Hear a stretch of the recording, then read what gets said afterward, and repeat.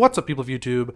This is True Warlord here, and this is going to be the first top 10 video in my top 10 series, which I'm really excited to bring to you guys because I absolutely love doing top 10s, and currently what I'm using to put out videos is iMovie, which, you know, I don't have my Windows PC here anymore, so I'm working to get a different computer, another PC preferably, and so I don't have the editing opportunities that I had beforehand. So what you're going to see is you're just gonna hear me talking about the top 10 and the things in the top 10 and some details about it and so on and so forth. But in the future, there will actually be a layover with images in it and all that. I just can't do it with iMovie, so I will look more into getting a editing software on Apple that can do that. But for now, this is what we're gonna have, and I hope you enjoy this top 10. Today's top 10 will be about the top 10 snow maps in Call of Duty history. Now, to start this off, I, for one, am not a huge fan of snow maps, so this is going to be something different for me, although there were some that I liked, so this is going to be a little bit different for me. In the background, you guys are going to be watching I don't know exactly what I went, it was like 30 and 13, 35 and 13 or something like that. Nothing extremely out there, but above a 2KD. Some domination, me wrecking some kids, and yeah, so that's what this is going to be about. Anyway, starting off at number 10, we have Outpost from Modern Warfare 3. I absolutely hated this map, but going through all of the lists of snow maps in Call of Duty history, believe it or not, there's not too many. There's probably like 13, and Outpost was the one that was at the top, but the least liked, in a sense. You'll see what I mean later on. So Outpost from Modern Warfare 3 was like it had like a runway on it, and I remember there was this glitch that you could use to get outside of the map and get up on top of the mountain, and it was really snowy and blizzardy, and snipers liked it for the most part because there was this one line of sight that you could see all the way across the map. But I, for one, did not care for that map at all. So moving into the next one, we have Array from Black Ops 1. I didn't care for this map too much either. It was kind of like a satellite, Soviet Union satellite building thing.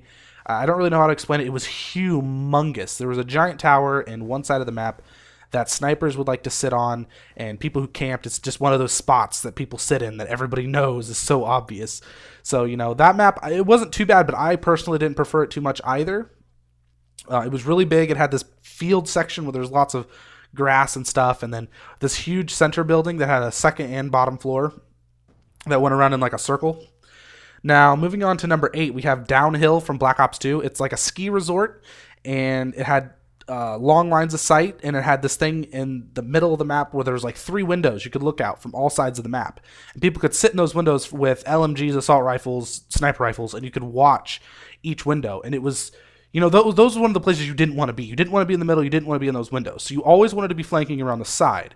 But as it went on, people knew this, and it just kind of sort of backfired on itself. It had the ski resort like room building thing, had these gondolas that would come through, and if you got in their way, you would die for sure. So this map wasn't too bad. As time went on, I really didn't like it too much. And yeah, so moving on to number 7, we have WMD from Black Ops 1. This map, I really liked it for combat training. It was nice and easy to go on kill streaks with. Again, there was one of those spots where you could sit out with a sniper rifle, watch over the entire map, and it actually took me a long time to find that spot, believe it or not. I mean, it's not like it was hidden, but I was a bit of a scrub in the Black Ops 1 days, so that's just how that is. I don't have a whole lot to say about that map. It was a really big assault rifle map, but there was areas where you could use an SMG and shotgun and get away with it, for the most part. Now, moving on to number 6, we have Derailed from Modern Warfare 2. Don't know a whole lot about this map. I did play Modern Warfare 2 a lot. Did not like playing on this map, but a lot of other people liked it. It was really good for sniper rifles. There was a big open, flat, snowy area, like a little cliff and some buildings, and domination was ridiculous on this map. I do know that for a fact. So that's just kind of, yeah, that kind of explains the map for the most part. Now, moving into the maps that I personally liked a lot more, we have Frost from Black Ops 2. Frost was kind of I think it was in Germany, I think it was a map based in Germany, and there was a river that went through the middle of the map that was frozen over. So you could run on this map, and you could literally fall through the ice on the far ends of the map and die. And I liked this map. It was good for flanking. It was a good capture the flag map. And it's Black Ops 2, if I didn't say that. And there's not a whole lot I have to say about this, but this map came out around the same time that the DLC in Black Ops 2 for One Flag Capture the Flag came out. So moving on to number 4, we have Stockpile from Black Ops 1, which was also a DLC map, and it was a factory type building, also in a town, and it was a pretty good map. Close quarters for the most part. Everything was inside except for the 2 sides of the map and the back. So there was a really big middle factory building where everybody fought at. Domination was good on that map, and so was Capture the Flag. I have some pretty good memories from that map. Next up, we have Grid from Black Ops 1. This was a base, and it can be considered a snowy map. I mean, it wasn't like it was constantly snowing, but Grid was really, really fun. I loved that map. Believe it or not, I could get some streaks on there. So that's why I like that map quite a bit. Number 2, some people are going to be really, really, really skeptical of this, but I believe that it deserves to be here because of its symmetrical design, and that map is Freight from Ghosts. Now, if you watched on my old channel, and you watch this channel even a little bit, you know that I do not like Ghosts. So, I will still give the things that Ghosts has its credit if it deserves it, and Freight definitely deserves to be on this list, and especially high because it was a really symmetrical map, and I'm glad that they put it in there. So basically, there was two buildings across from each other. The MLG callouts are like red, Porter, white.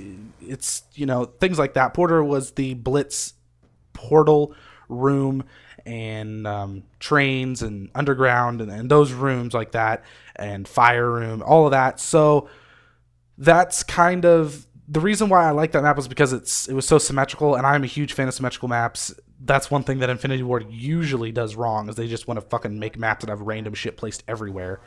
And I don't like that. You can get shot from millions of different directions. It just pisses me off. Anyways, moving into the number 1 spot on my top 10 list, we have Summit from Black Ops 1. Oh my gosh, this was one of my favorite maps overall in Black Ops 1 was Summit. I mean, you had Firing Range, Nuketown, Summit. There were some other good maps in there too, and Summit was a really good map. Whenever it came up, I played it, and I did not like snowy maps, so it was strange. Believe it or not, I actually bought the DLC for Black Ops 2 that had the Summit remake in it, Uplink, I think that's what it's called, and I only played on that map maybe like 5 times that the entire game was out, and I definitely didn't just not play the game. I always played the game, and for some reason I just never got that map.